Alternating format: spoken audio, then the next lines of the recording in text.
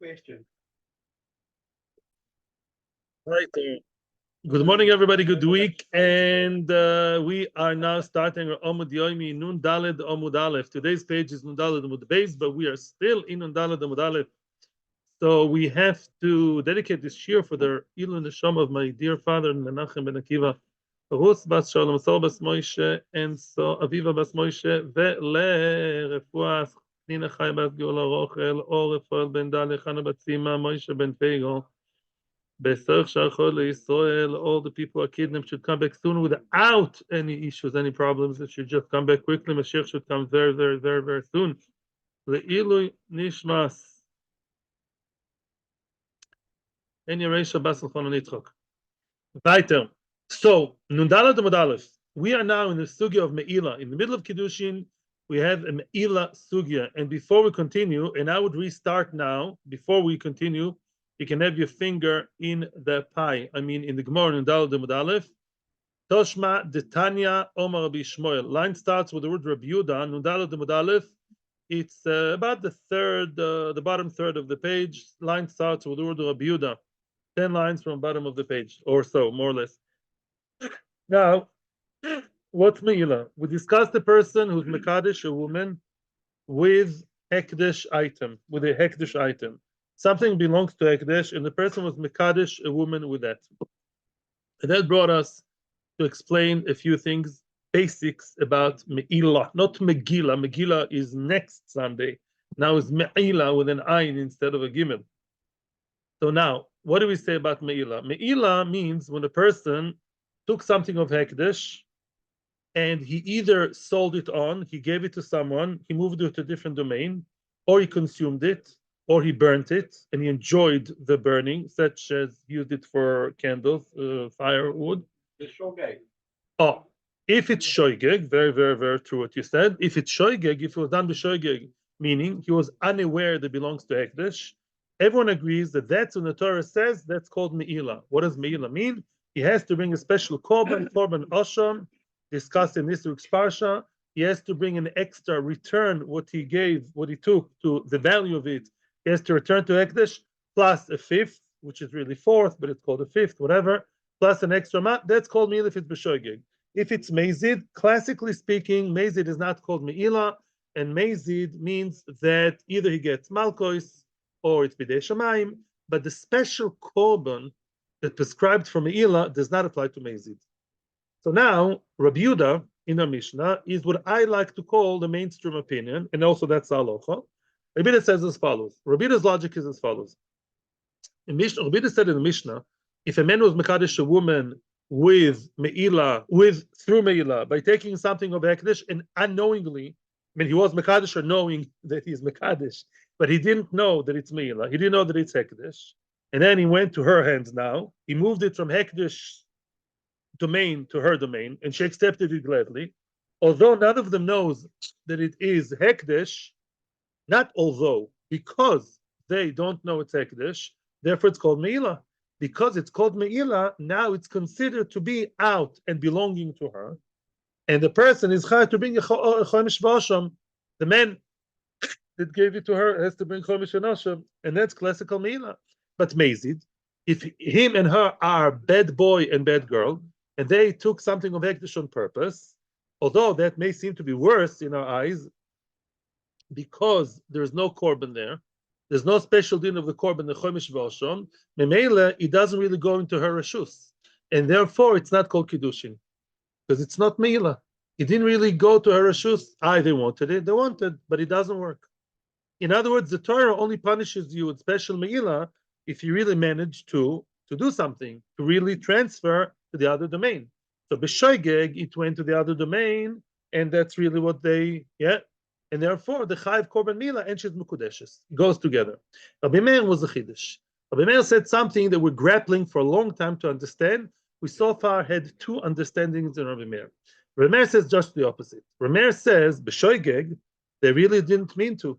They didn't mean to really be moyel. They didn't know. And had they known that this was Hekdesh, they wouldn't have wanted those Kiddushin.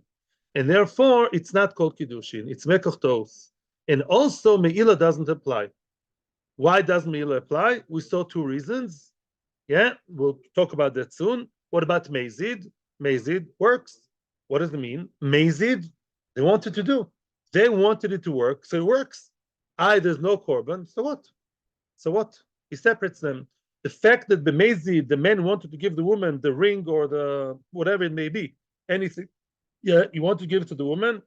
Mazid does work because that's her kavanah, that's her ratzon, and the fact that the korban is not involved doesn't make a difference. Now, who says it's called Meillah? Says Toises from Soito. We see in Soito she's called Meillah, Moeles, a woman who's unfaithful to her husband willingly. It's called Meillah. So we saw the term Meillah applying to Mazid too. That's Bekitzer. Now came Rav, and Rav said the big chiddush. Rav said that really, usually Rabbi Meir would agree with Rabbi Yehuda. Only in this case, there's one specific interesting case over here, and that is the fact that we're talking here about a very specific ukimta. The man was mekadosh the woman, believe it or not, with big de kehuna. Maybe he's a kohen, he has some extra big de kehuna, and was mekadosh her with that. Because it was mekadosh with big de kehuna, then what? Then we say that Meillah b'shoigeg does not apply. Why does Meillah not apply to big de kehuna? We saw this week's parsha. Because big de kehuna, although a person is not supposed to use big de kehuna, to do his gym, I don't know, outside Beis Hamikdash, chas v'shalom, but big de kehuna, the kohanim, right after their service in Beis Hamikdash, they want to take off the big de kehuna and go back to their hats and jackets or jeans and t-shirt, whatever they wear. I'm not sure. Yeah, outside work hours. Yeah. But lamaisa, the kohanim are not maloch hashores. They're not angels, almost, but they're not, and therefore they can't take off the clothes in half a second. And therefore, since there are a few seconds of the person enjoying, benefiting from the clothes, having a no from the clothes, Meillah, the way the hekdesh works in big de kehuna is such that Meillah b'shoigeg doesn't apply, and Rabbi Meir wants to say it doesn't apply at all. Even if you gave it to matana to a woman or kiddushin to a woman, which obviously is not something you have to do, but he's throwing the baby with the bathwater. He says the whole shebang, the whole thing. That's a chiddush I want to say in Rabbi Meir. Since there are those few seconds that the big de kehuna really have there's no way not to be moil in them. Meillah Chazal made a general takana, blanket takana kilu, that there's no meillah b'shoigeg b'chlal ibados godim, but b'mezid there is. B'mezid they're not supposed to use the big de kehuna, therefore their meillah remains. Then we compared it to another case of what? Of Yerushalayim. The other item which is similar to big de kehuna are the walls of Yerushalayim. The walls of Yerushalayim, at least at this point, we believe the money for the upkeep and the maintenance of the walls of the holy city of Yerushalayim, which at this point we think has kedusha. We say the walls themselves. Then we say it also comes from the money of Beis Hamikdash, from money of Hekdesh. It's holy. Elamai, says Rashi again. The Torah wasn't given to Malach HaShoah, so people sometimes sit by the choima. Yeah, by the wall of the choima, yeah, to have a little bit of a sitting down, relax. It's a hot day, and you enjoy the shade of the choima, and that's almost inevitable. You're not going to just run around and not enjoy the tzel, and therefore we say there too that kind of item of the choima. If let's say there's the wall that fell, there's the stone that fell from the choima, because the choima is something holy, but it's inevitable that will be some hanod derives from it. Meillah, there's no meillah at all b'shoigeg. You took, let's say, one wall from the stones of one stone from the walls of Yerushalayim that fell off the wall. It's off the wall, yeah. You're not off the wall, but you thought really that this is regular stone, yeah, and you put it in your house. No meillah b'shoigeg. If sometimes it happens inevitably, that will happen. Meillah doesn't apply b'chlal, and that suits very nicely. That fits Rabbi Meir very nicely. Toshma. Now it's time to start the Shiur. The Tanya says in Braysa. Amar b'Shmuel bar Yitzchak. Avnei Yerushalayim shenoshru moyalim b'hem divrei Rabbi Meir. That's very bad news. Did you hear what we said now? Avnei Yerushalayim that fell off the wall. Meillah. Whenever say moyalim b'hem, by the way, it doesn't mean you're allowed to. It means Meillah applies to it. It's also moyalim b'hem. You took the stone from Yerushalayim and you stuck it in your house, or you sat on it, or you were nehended from it, something that's worth money, you have to pay it back. and you have to bring a korban. Says Rabbi Meir, that's against what we said, right? We said that Rabbi Meir believes that those things, if you can't avoid it, and sometimes you enjoy the shade, therefore there's no Meillah whatsoever in B'shoigeg. Answers the Gemara, Lo Te'em Rabbi Meir, Elei Rabbi Yehuda. That's where we finished off last week. No, must be the version you have in that Brisa is wrong. It's not Rabbi Meir who said it, it's Rabbi Yehuda. Rabbi Yehuda is absolutely fine. Rabbi Yehuda is the regular run-of-the-mill opinion that says what? Meillah applies b'shoigeg, finished. Everything. Rabbi Yehuda doesn't differentiate. Of course, Rabbi Yehuda knows, by the way, that people can't avoid enjoying the shade of the choima. Fine. But Rabbi Yehuda said, En l'boy l'chidushoi. Rabbi Yehuda said, don't throw the baby with bathwater.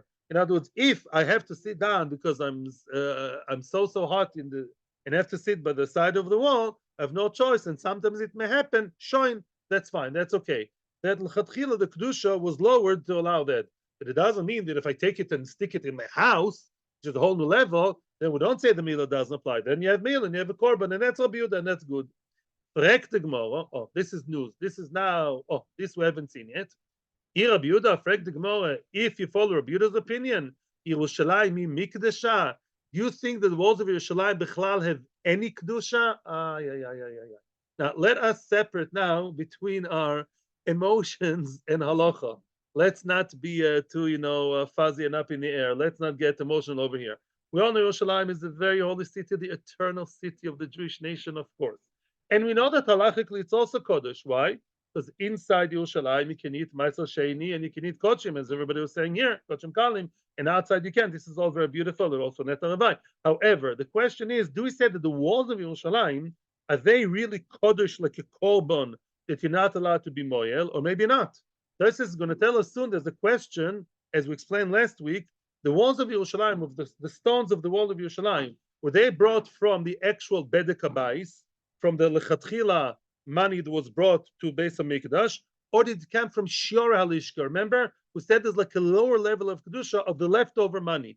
If you say it came from leftover money, then there's no kedusha. Meaning, of course, the inside is kodesh, but the walls themselves don't have any kedusha at all. They're not like a korban. The Meillah is allowed lechatchila.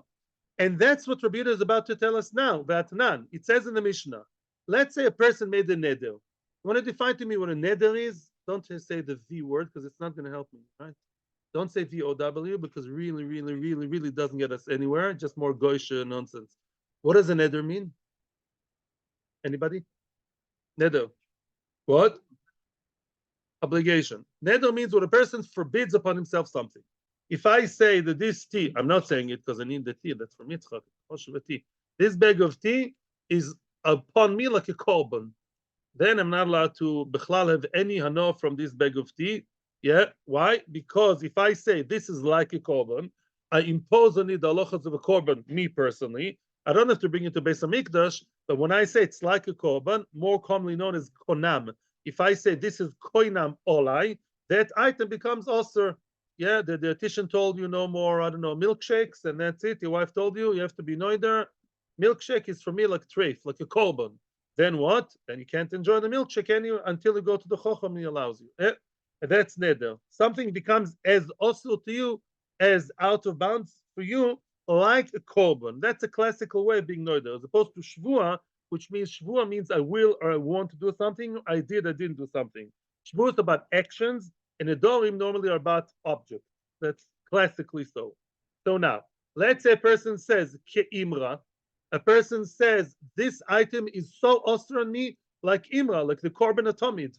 Yeah, Imra, like the sheep of the tomid. Kedirim, it's osir to me like a whole deer, like a whole pan full of animals of kochim, or wood of kochim. Ke'etzim, eitzim, this week's parsha. Yeah, what would they have on the mizbeach? They would have eitzim, woods, pieces of wood. This is osir on me, like the wood of the mizbech is osir upon me. Ke'ishim, like the korban ishe, like the korban oila. Keheichal, he says this item is forbidden upon me as the heichal itself. Are you allowed to go to the heichal, to the main, what's called in English? I love the word sanctuary. What is a Jewish word? Can't think of something more Jewish than sanctuary. It's just mizbech. I don't say altar. That's where I don't want to throw up in the middle of the Zoom here. Yeah, to say altar.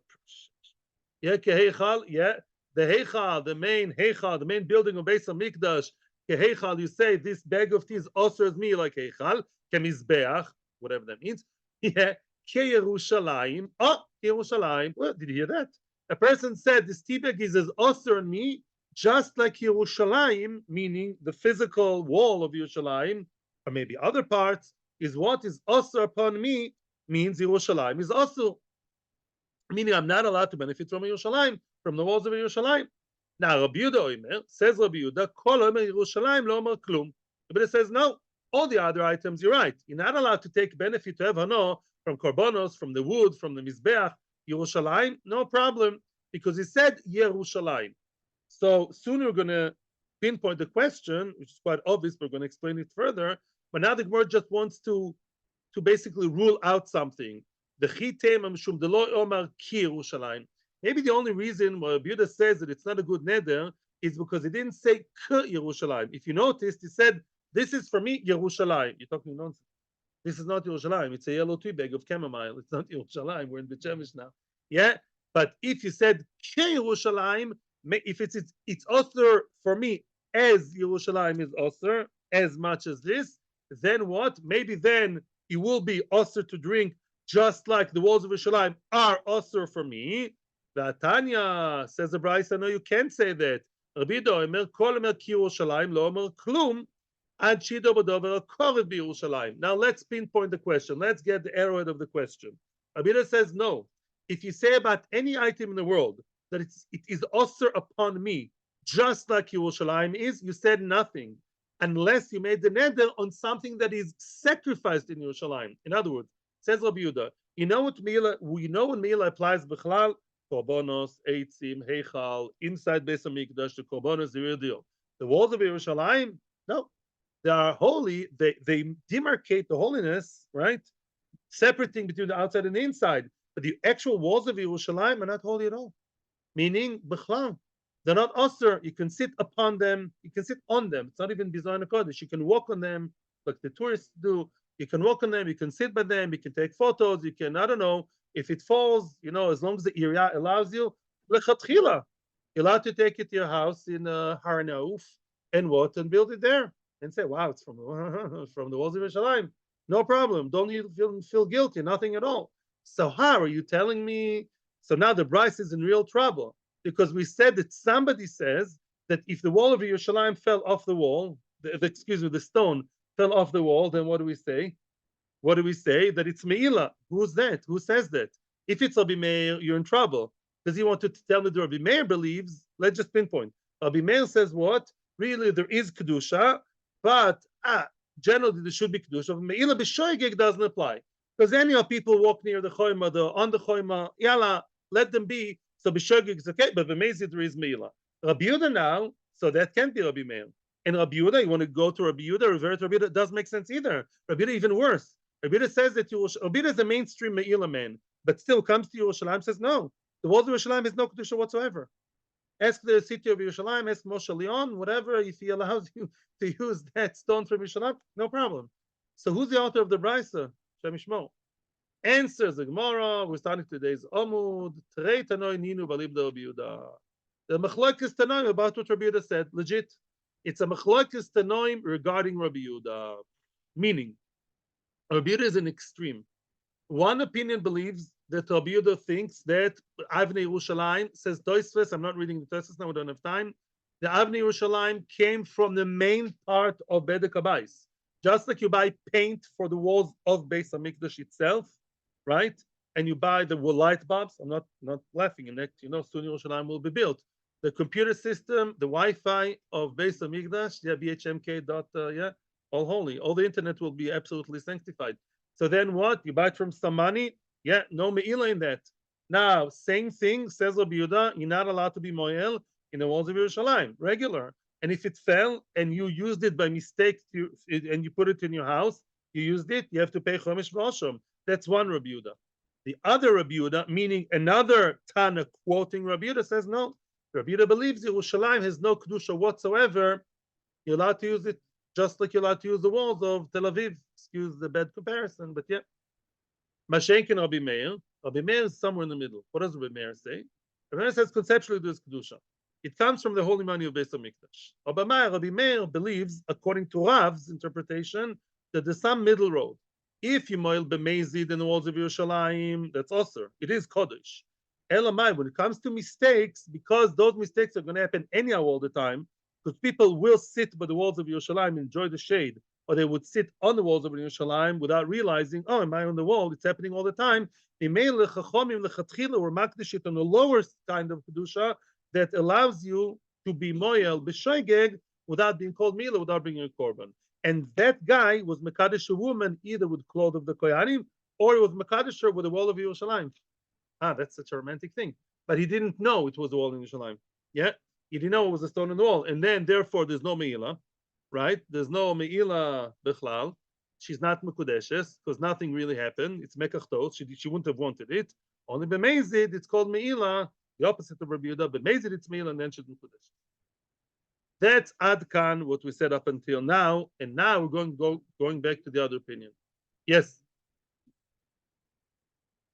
Hello. I have something to tell you, Tzvi, but for you first. In comparison to the walls of Jerusalem. Again, what you are, I think what you're trying to say is as follows. This is an answer to a question. Bigda Kohanim Shabolu, Bigda Kohanim that are out of use, Bigda Kohanim that are not used anymore, by them Meillah ironically does apply. Why? Because the Kedusha is still there. Kedusha doesn't just pop out just because they're old. Kohanim are not allowed to use old clothes because it's supposed to look presentable and nice and good. Yeah. And therefore, midoi bad, it says, it has to be the right size and the right, it has to feel good. And therefore, once it's worn out, not completely worn out, but already old and tatty, they're not allowed to use it. But the Kedusha is higher. Why?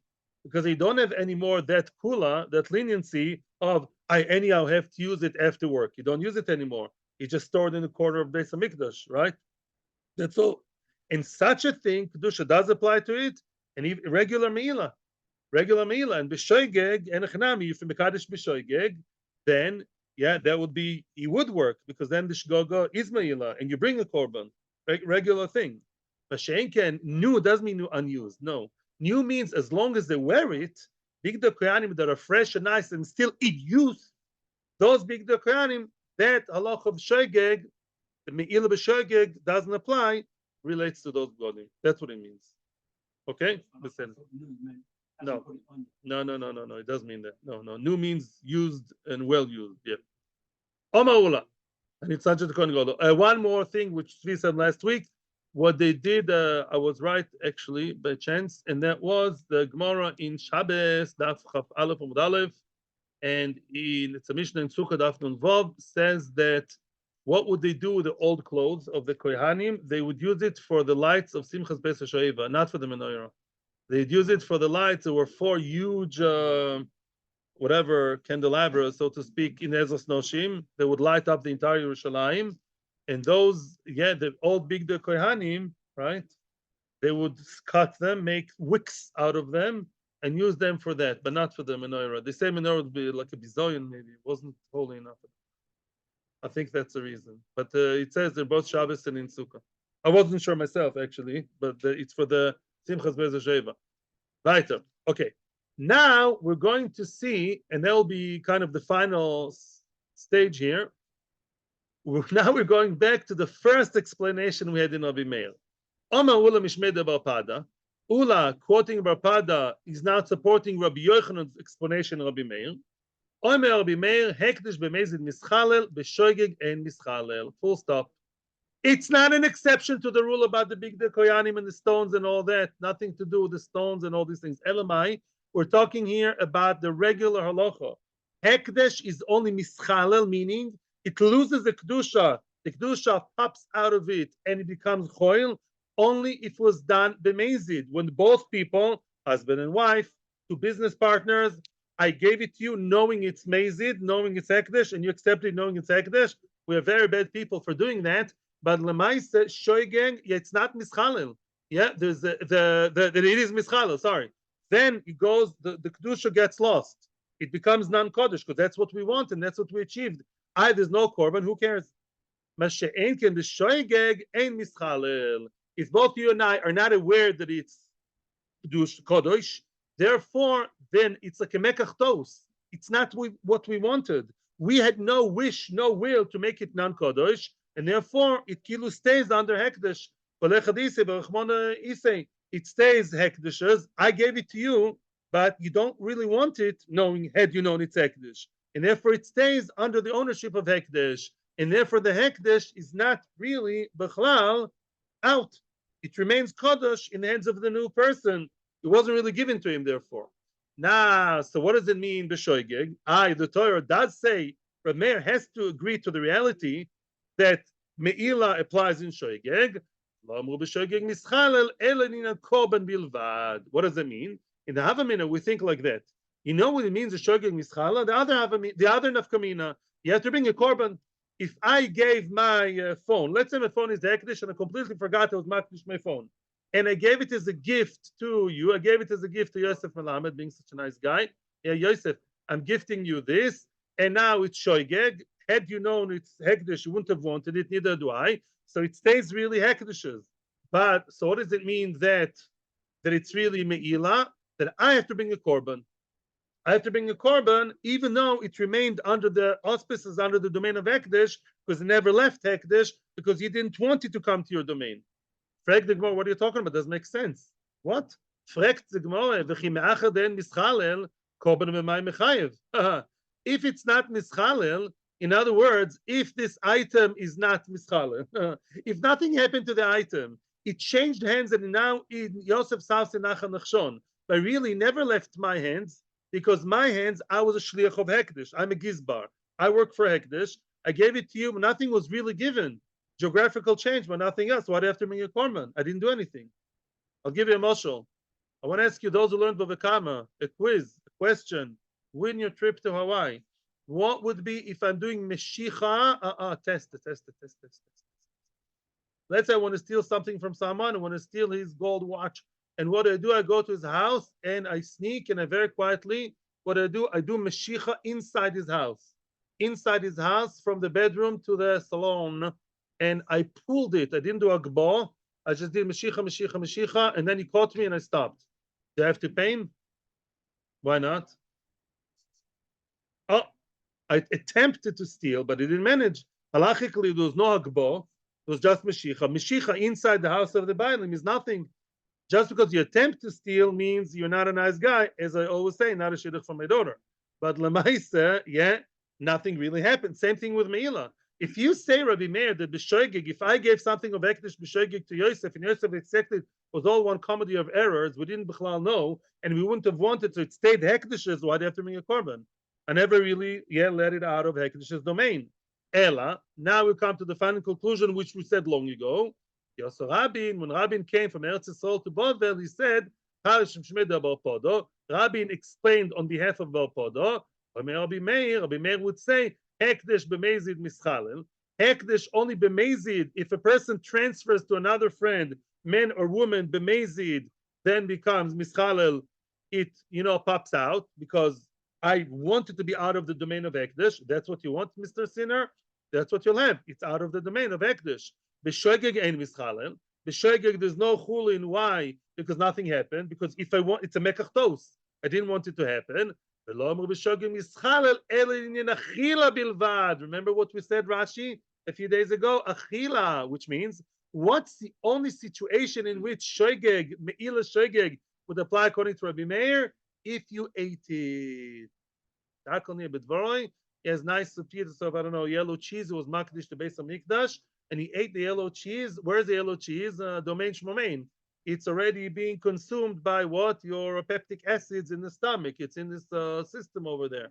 And since that's a point of no return, right? That's nothing to do with being in the domain, not domain. Such a situation, if you did that, even the shoigeg, it's reality. It's not about kinyonim. Reality, gone, poofed, out. And therefore, in such a case, you have to bring a korban, osham, plus a choimish. I wasn't sure about the other case which you guys asked me. So now Rashi is helping me. Rashi is our friend. Says Rashi, it's not only achila, also consuming it in other ways that you enjoy, such as burning, using it as oil for your candle.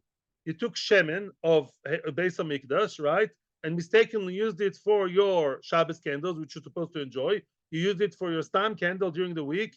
You know, they said there will be a power cut all over Israel soon. That's what they say. I don't know. They keep talking about it all the time. They didn't tell you if you're Medellin. That's why. Yeah. So now people buy generators all the time. I already have a generator. You can come to my house if there's a blackout. I have a generator. Yeah. So then they said in the news that up until now, only Haredi fanatics had Kitonim Haredim. Only Haredi fanatics had generators, no other people. And now all of a sudden, normal people also buy. No, like yes. So I told them, Baruch Hashem, we are Haredi fanatics. Now we're defined because we have a generator. Baruch Hashem, he's still my friend. Yeah, Baruch Hashem. So then what? What? I'm a Bnei Braker. What do you think? So then, no, for some of them, yeah, for Shabbos. So then, come to me. Yeah, power cut. I'm there for you. Bekitzer, I'm sorry for stopping in the middle. I just had to say. So now, Bekitzer. So if you enjoy the shemen of Hekdesh by mistake, but now it's all consumed, it's all up in flames, literally, and you're enjoying it because you like the light of the candles, right, of the power cut. And then what? Then says Rabbi Meir, it's reality, right? It's not about changing domains willing and not willingly. It's gone, poofed out. And therefore, there says Rabbi Meir that Meillah does apply b'shoigeg. Mazel tov, mazel tov, mazel tov. So now let's summarize. And now we're going, the whole page now up until the end is going to be who is halacha like, Rabbi Meir or Rabbi Yehuda. Now let's gather everything we saw in the Mishnah, including Ma'aser Sheni. Now we have very, very clear. Now that's going to be now a huge summary, but huge summary is actually an oxymoron. Yeah, it'll be a summary that's very important. Now, one Mechlekes was Ma'aser Sheni. Remember Mechlekes Ma'aser Sheni? That was very, very easy. Says Rabbi Meir, Ma'aser Sheni, the fruit which you grew in your field, and you took the Ma'aser Sheni, and then what did you do? You're supposed to take it to Yerushalayim, v'chulei. Says Rabbi Meir belongs to the Aibishte. That's considered as Hekdesh. You can't be Mekadesh woman or sell it or giving it as a gift. Belongs to Hashem. You're supposed to eat it in Yerushalayim or redeem and then eat it in Yerushalayim. Shkoech. And what? And then what? What do you do? Whatever you do, you can do whatever you want, but it belongs to Rabbi Yehuda says no. Rabbi Yehuda says Ma'aser, mom and head it's chulin. You can sell it, buy it, wheel and deal. Mekadesh woman. That was Ma'aser Sheni. Now what about Meillah? Meillah is really easy. The maskana of Meillah is, as we said at the very end, and that is Rabbi Yehuda is the mainstream opinion. He believes that Meillah means shoigeg, shoigeg means Meillah. That's the common thing. And therefore, if you did Meillah the shoigeg, now the Kiddushin applies, the Kinyan applies, because now you took it out of the domain of Hekdesh. You didn't want it, shkoyach, but that's exactly what the Torah defines as Meillah. The Torah says if you're moil b'shoigeg, that's when the Torah does see you as chayev, because that's when you have to bring the korban. Therefore, means that the Torah does view it as now belonging to the other guy. And the Mezid Meillah doesn't apply. And Rabbi Meir said just the other way around. Rabbi Meir was mechadesh, no, just the other way around. The Mezid you have Meillah. The Shegeg you don't have Meillah unless you ate it. Finished. Now Zok the Gemara. Omar of Nachman, Omar of Barava, attempting to see who's a halacha like. 1 second. The tea at the end of the day was not Kodesh. It's regular tea. Omar of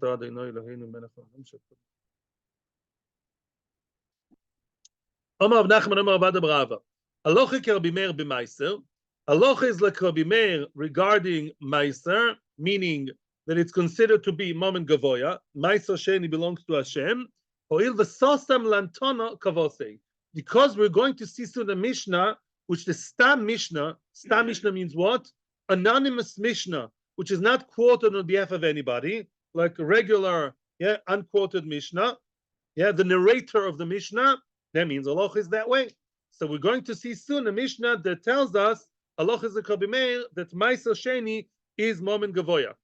And, Rabbi Yehuda behekdesh, oil v'sosam latana kavosei, comes to Hekdesh, Allah is like Rabbi Yehuda, that Meillah only applies b'shoigeg and does not apply b'mezid. Clear cut. Rabbi Yehuda does no chokhmah. Only shoigeg for everything, korban, changing reshus bara. And for mezid, there's no Meillah for nothing. Clearly, Rabbi Yehuda is right because we're going to soon quote a Mishnah that supports Rabbi Yehuda stam without quoting any opinions. We always know machlokes. That's one of the famous rules of the Mishnah. Machlokes v'achakach stam, halacha stam. Right? There are machlokes between Tana X and Tana Y. Later on, we see a Mishnah that quotes Tana Y as if nobody says it, or as everybody says it, as just the opinion. The norm means halacha is like that opinion. So now let's see. Now we start a whole new journey about finding out the sources for Rabbi Meir Meiser and Rabbi Yehuda Hekdesh. Weiter. Says the Gemara. Rabbi Meir Meiser Mai. Where did you find a Mishnah that tells me that Meiser is considered to be something of Mammon Gavo belonging to Hashem? That none. Says in the Mishnah. Kerem Revai.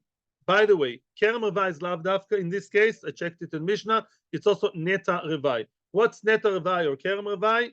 In the 4th year of the life of a tree or the life of a Kerem of the vine in the vineyard, what do you have to do with the fruit? It's already past the 3 years. It's past the halakha. What do you do now? It's not oral anymore. Can you just eat it whichever way you want? Chofshi, chofshi? Yes? No? Maybe so? Vote? Elections? You bring it to Yerushalayim. You bring it to Yerushalayim and you eat it there. Or alternatively, you redeem, you transfer the same thing, yeah? The Kiddushin on the money, and you take the money to Yerushalayim, and there you buy food. Very nice. Kerem Revai. Soon you're going to see what I spoke about Kerem, although the same halacha applies not only to Kerem, applies also to apples and oranges. The Shammai Oimrim, En lechoimish ve'en lebiu. Says B'Shammai as follows. There are 2 halachas that do not apply to Kerem Revai. Choimish, which means, I want to ask you a question. When I'm poid my own Meiser Sheni, and my Meiser Sheni fruit are worth 50 shekels, and it's my own Meiser Sheni fruit, how much money do I have to redeem it on? 50 or 55, 54? Yeah? More. Choimish. When a person is poid his own Meiser Sheni, he has to add B'doraisa. It's like a knas from the Torah. He has to add a 5th over the amount that he's poide if it's his own. If it belongs to others, then he doesn't. We have to remember that. Now, come B'Shammai and say, well, that's only true about Meiser Sheni. But although Kerem Revai is similar to Meiser Sheni, no, you don't have to. You poide, even if you poide your own Kerem worth 1 million shekels, the amount of money you have to put is 1 million, not 1 penny more. The Ein Lo Bi'ur, what's Bi'ur Meisres? At the end of the 3rd year and the 6th year, which by the way is really Pesach of the 4th year and Pesach of the 7th year. Yeah, yes, because that's the end of the Shemitah cycle of the 6th year ends in Pesach of the following year. What do you have to do by then? You have to make sure, as much as some of us like to procrastinate things, yeah, Lamaisa, at that point, you have to make sure all your Maisers are taken care of. Your Meiser Rishon went to the Levi. You can't store it anymore in your storage room, in the Machsan. Your Meiser Sheni was eaten in Yerushalayim. B'chule, everything is clear and done and gone. And you have to make a video about it. You have to declare it in Yerushalayim. Yeah, it's the beginning of Parshas, yeah, Kisovoi. So now, Meiser, that's not Meiser. Kerem Revai doesn't have that halacha. He doesn't have Chomesh ve'en lo bi'ur. You can keep the Kerem Revai till whenever you want. As long as it doesn't rot, yeah? There's no time limit. That's B'Shammai. B'Sila lo imrim, yesh loi. B'Sila say it has. What's the comment? B'Sila say yes. There is a din of to give choimish if you pay your own Kerem Revai. And also there is a time limit at the end of the 3rd and 6th year. Why do Hillel say it? We're going to see soon. The Rashi already preempts it. B'Sila say that Kerem Revai, Neta Revai are equivalent to Meiser. The same halachas of Meisres, of giving choimish, and having the Zman Biur limited, the deadline, the halachos of Meiser, remember, it's very confusing. Even I got confused at some point, and then it dawned on me after a second. Kerem Revai, Neta Revai are not Meiser. You take the entire produce of the entire 4th year. There's no separation there. You take the entire thing of the whole field, and the ganze Meiser, you take to Yerushalayim in a big truck, in a lorry, or you poide it on money and then you take it to Yerushalayim. But it's not Meiser. It's not Meiser. You take the whole big thing, the whole load, yeah? However, B'Sila say that it's, as we're going to see soon, it's compared to Meiser, right? And therefore, the halachas of Meiser apply, which means you have to pay extra chomish if you poide, and also you have a deadline of the end of the 3rd and the end of the 6th year. That's B'Sila. Now let's continue to another halacha. B'Shammai Oimrim, Yesh lo peret v'yesh lo oilolois. B'silo min kula legas. Mazel tov. Peret and oilolois. What does that mean? The Shammai say, it says in Vayikra, in Leviticus 19, it says, Vayikra Yutes, what does it say? That a person should leave matnas anim. There are special matnas anim that apply only to grapes. Yeah, we all know about leket chikha, we all know that. And what about the grapes? There's peret and oilolois. Peret means if you you harvest the grapes, the vines, the clusters of the vine, right? And let's say some grapes fall, they fall instead of falling into your, instead of just being part of the cluster, staying in the cluster, they fall off mistakenly on the ground. You leave them for the poor people. That's called peret, like mifrat, detail, like the small ones that fell off. What's oilalois? Olal. What's olal in fancy biblical Hebrew? Baby, baby. Olal. Yeah, we see it in Eicha. Yeah, in the kinos all the time with friends. Yeah, olal is a baby. So then oilalos doesn't mean baby clusters that are not unripe. No, oilalos means it's a kind of cluster that it has one grape over here, one over there, one here, over there. It doesn't have one continuous line going down the spine of the cluster, and it doesn't have the shoulders, so to speak, of the cluster either. It's like it's not undeveloped. I just said it's not, actually. No, it's not undeveloped. It could be very developed and old. LMI, it just doesn't have many of them. It's very sparse. It's not thick. That's undeveloped. Good for them. Okay, I'm going to buy t-shirts soon. I love art for Purim. So now, yeah, it's not undeveloped. No, that's Boyser and Smadar. It's other things, which we'll discuss soon. Yeah, this is Poshet one that doesn't have many, never, maybe undeveloped or old, whatever. No, in the grapes, in the cluster is structured in a way that it's not dense. You buy a cluster of grapes sometimes. It's all full of grapes. And it has like triangle-ish kind of shape. This one is like one spine with one grape here, one grape there that are very far apart. They don't have one continuous line either this way or that way. Yeah, you just have a spine with one here, one there. Maybe undeveloped, never developed in its life. Could be. It just doesn't have any grapes. That kind of eshkol, of cluster, you leave for the poor people. That's called olal. Okay. Now, says Bes Shammai, you have to.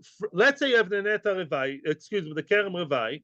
By the way, that's how it's spoke about kerem revai, because only by kerem you have peret and oilalois. That's what in speak neta revai.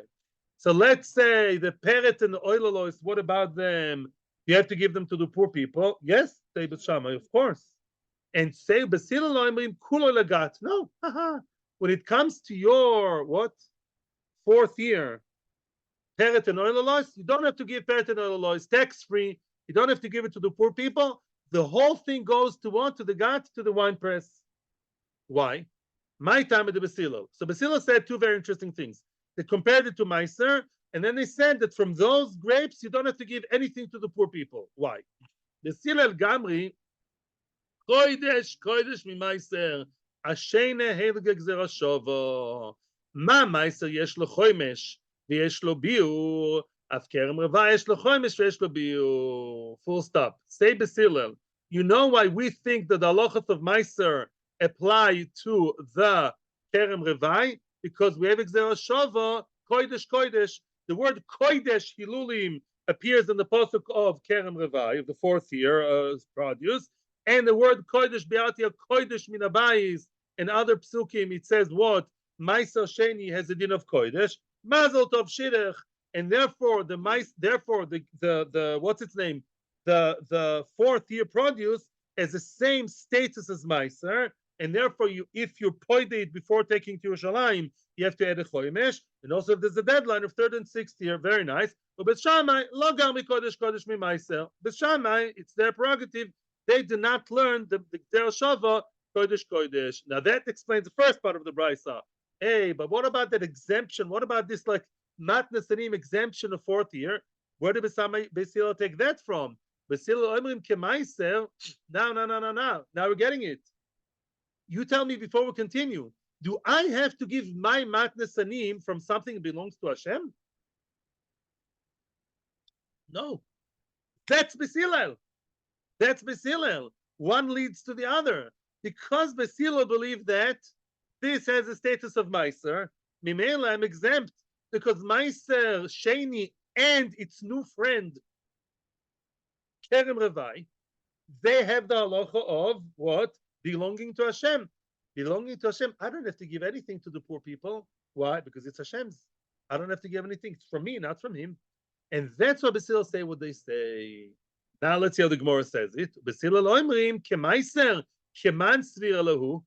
Now who do they think like in our current machlokes of Rabbi Yehuda and Rabbi Meir, if they believe like Rabbi Yehuda, if they hold like Rabbi Yehuda that says what?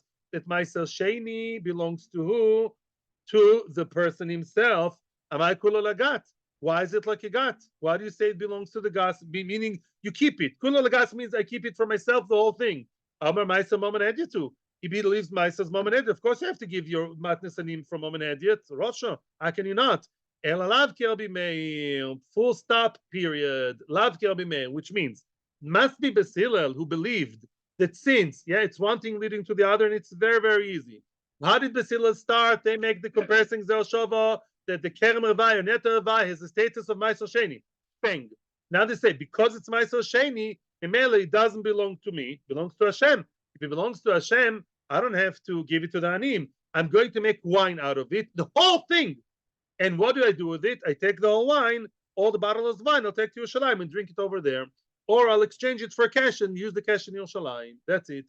Well, that sounds to me 100% Rabbi Meir. And then we have a Stam Mishnah Rabbi Meir. Why is it a Stam Mishnah? It's only Beis Hillel's opinion. It's not the Shammai. We have the very cruel rule in Brochus Daf Lamed Vav. It says, in other places, even before that in Brochus, Beis Shammai bimkom Beis Hillel ein a Mishnah. And the Shammai Beis Hillel argue, but Shammai's opinion is a Canaan entity. But we don't listen to Beis Shammai at all. Whenever Shammai versus Beis Hillel is the only game in town, and therefore clearly we see that in this area, we see clearly the winner is Rabbi Meir, because Rabbi Meir, who said that Ma'aser Sheni is Momen Gavoya, is strongly endorsed by the team of Beis Hillel. And therefore, Allah is like Rabbi Meir, Ma'aser Momen Gavoya, and that's really Allah L'Ma'aser. That's Shem Momen Gavoya. Yes, my dear friend, how can I help you today? Weiter. Now comes a new question. What did we say before? Halach is like Rabbi Yehuda regarding Hekdesh. Let's keep it simple. What did Rabbi Yehuda say? By the way, one thing I forgot to mention is if you give the if you give the Neta Revai or Kem Revai to the Anim, what's going to happen? They'll have to go to Yerushalayim. Yeah, just Rashi reminds us they'll have to go to Yerushalayim, take the buses, or redeem it v'chulei. So I'm saying, that's what would be according to Beis Shammai.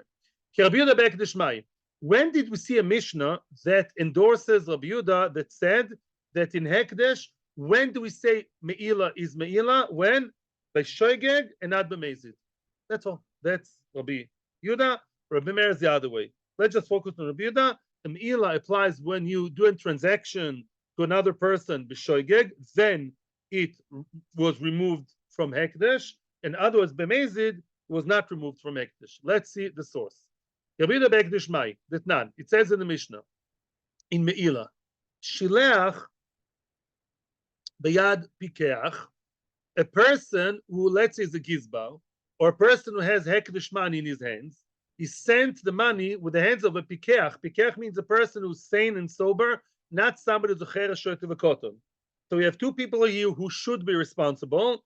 The Meshaleach, the one who holds the money the Hekdesh money in his domain, in his house, let's say as a treasurer, for example, he sent the money with a Pikeach, with another person to go buy something in the Makolet. Yeah, he sent his, teenage son, somebody to go to the Makolet, to the grocery, to buy something with money, which eventually would discover to be Hekdesh. The Nizkar, and at some point, says Rashi, both remembered, meaning both the Meshalech and the Shliach, both the one who sent the Shliach and the Shliach themselves, they remembered, oi, the Hekdesh money, gave him a phone call, a WhatsApp, hey, son, the money I gave you is Hekdesh.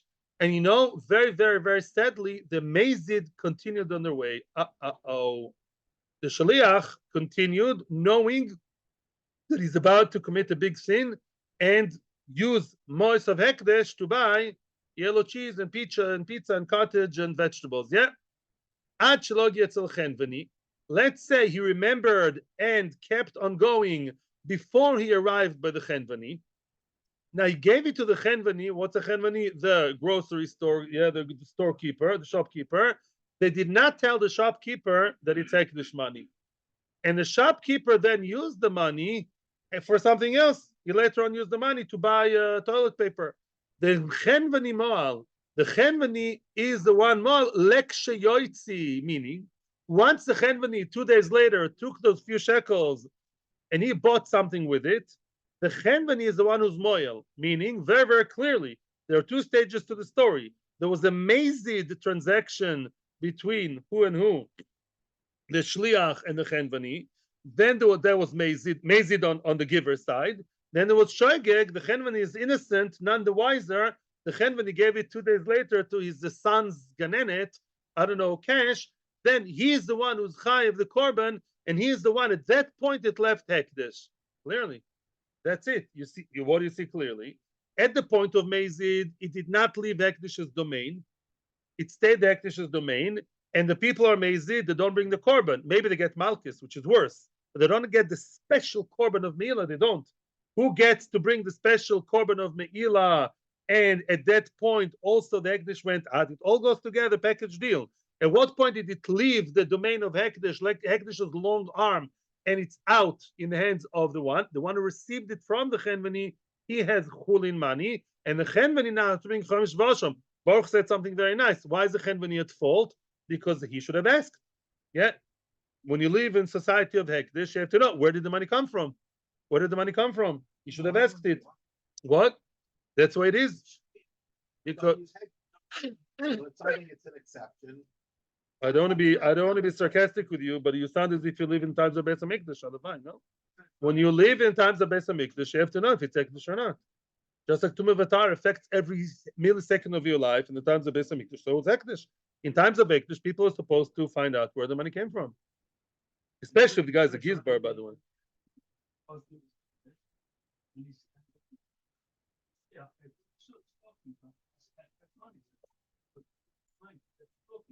Yeah, but the storekeeper is at fault for not asking. I think so. Again, it makes sense. No, because there's another case before Cheshet Avokot. I'm not going there. It's not relevant. He should have known. No, he knows. He was Mazy. He was Mamash. Yeah, good. Fine. Weiter. We're almost finishing the Amud. Fragt the Gemara. Ukrabiuda b'maiser milo itnan. Didn't we learn also another Mishnah that seems to support Rabbi Yehuda in the realm of Meiser? What did Rabbi Yehuda say about Meiser? Back to Meiser, guys. Meiser, says Rabbi Yehuda, regular money. In other words, of course, you're supposed to eat those fruit only in Yerushalayim, but as of Kedusha, it's yours. What does it mean yours? You can give it to Matana, Mekadesh, do whatever you want with it. That's none. It says in the Mishnah. Otherwise, look, it says in Mishnah that does support Rabbi Yehuda, not like Rav Meir. Apoy the Meiser Sheni Shaloi. Oh, this is a very, very, very famous rule.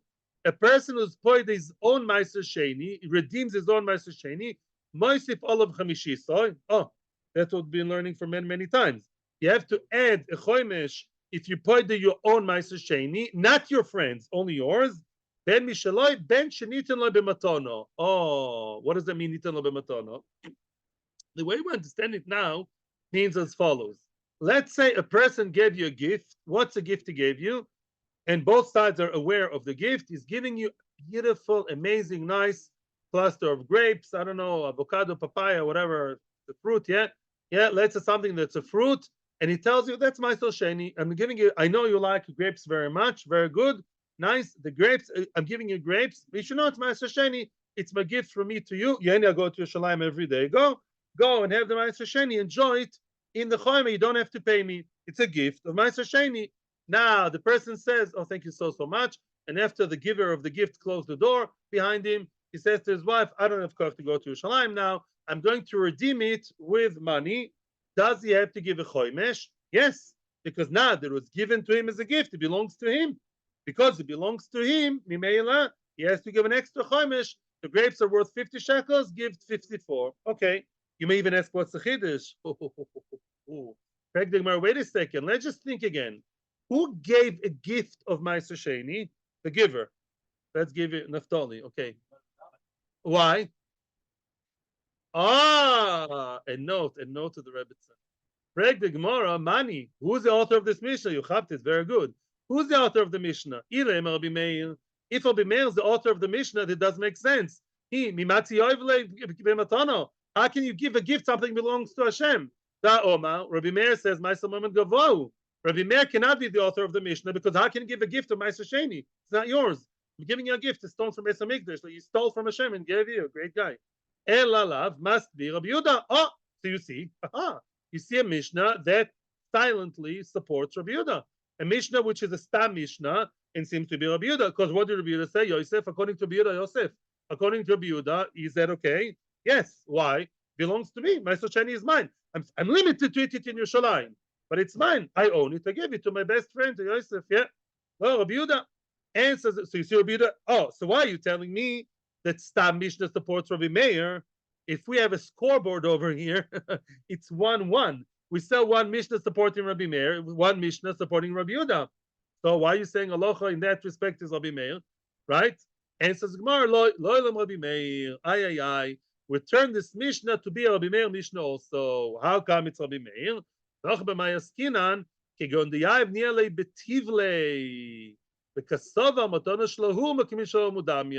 me explain, which means, how did I explain to you the story, following Rashi, that a person gave his friend, Naphtali gave his friend Zebulun, Naphtali gave Zvulun what? A cluster of grapes that are Ma'aser Sheni. That was not the case. That Enachinami, we believe in Rabbi Meir, and you cannot do that. No. You know what Naphtali gave Zvulun? He gave him a whole load of grapes, which were not gemeistered. Yeah, he gave him a whole load, and he told him, big red letters, big announcements, I'm giving him matana, that's mine. Meisters were not yet taken, Meister not taken, and you have to take the Meister. Okay, no problem. He's going to take the Meister, including Meister Sheni. Oh, says Rabbi Meir is of the opinion, that's the second line, that it says Meiser, yeah, matana shalahumu, kimishalahu mudamyan, which means, as long as matanas were not huram, as long as matanas were not, in English you say separated, but really huram means lifted, as long as the matanas are not sanctified, the whole thing is tevel. It didn't take tum and mice or nothing. So then we don't say that part of it is kodosh. It all belongs completely to the owner. The kedusha, which will limit you, as Yosef said, to give it to your friend, that will only kick in when the ma'aser sheni will be separated. When I'll have one nice pile, and in the corner another much smaller pile of a tenth of ma'aser sheni, then boom, then the kedusha comes and applies. Before that, no, it's all, so to speak, secular. It's all regular belonging to me. When I'll take the ma'aser sheni, it will belong to Hashem. But because I gave it to my friend when he wasn't yet ma'aser sheni, it was all one hodgepodge, the whole thing was just not meistered. At that point, of course, I can give it as a gift. And then you, Mr. Recipient, the one receiving the gift very happily, he took the meisteres. At that point, the ma'aser sheni, he separated it. It's his. And if he wants to be paid it with money, not take it to Yerushalayim, he's going to exchange it with an extra fifth because it belongs to him. Mazel tov. Almost finished on Amud. Toshma. Remember, in tomorrow, we are holding in the Toshma Hapoy de Neta Revai. Okay? The person's Hapoy de Neta Revai. Everybody happy? Questions and comments? Atzlacha bracha. Oh, YouTube channel people, I have to mention them, and also the Torah Anytime people. We love you all and wish an amazing week. The Simchas Purim should kick in already.